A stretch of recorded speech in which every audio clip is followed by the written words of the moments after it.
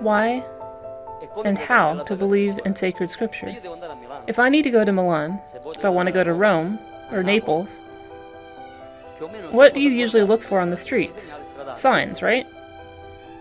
So, if I look at the sign today or tomorrow or later, and it matches the place where it sends me, for example, Syracuse, and then I get to Syracuse, I read Catania, and I get to Catania, then I read Messina, and I get to Messina, then I read ferry, and I get to the ferry, and so on, to Rome, to Milan, to Germany, France, Portugal.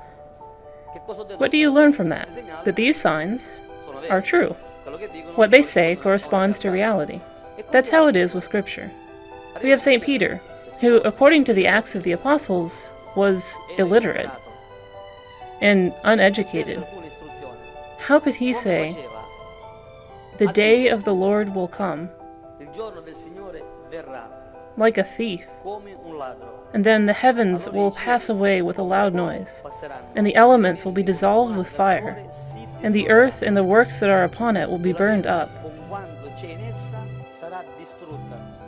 The heavens will be kindled and dissolved, and the elements will melt with fire. But according to his promise, we wait for new heavens and a new earth in which righteousness dwells." Now, when he says the heavens will be dissolved and the elements will melt with fire, Isaac Asimov and other contemporary scientists say, but we don't even need to use them because all the scientists know, that the sun, when it runs out of fuel, when it runs out of gas, so to speak, it will start to gnaw at itself and expand, getting bigger until it bursts like a balloon. There will be an explosion and then the famous black hole. Scientifically speaking, mathematically speaking, the sun is destined to end. But before the sun ends, when it expands, we will already be like barbecued chicken on this earth, and it'll be over. No one knows when it will happen. Scientists say in many thousands of years, but anyhow, we're in the hands of the Lord. So how did St. Peter do it?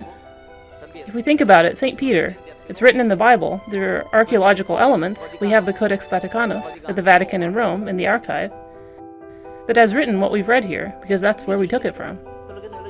The words of St. Peter.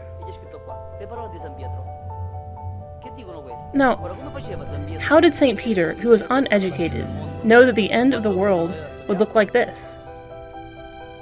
Explain it for yourself. Look for evidence to the contrary. How could Jesus say not only that the world will pass away, but even the universe? Today scientists say there's not only the Big Bang,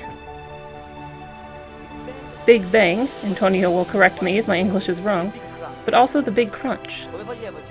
How could Jesus, who was uneducated, say that the universe will end? Where did he get that knowledge from?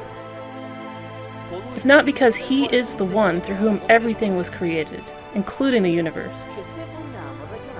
So if we want to reason through things, this is one of the many possibilities that we could explore.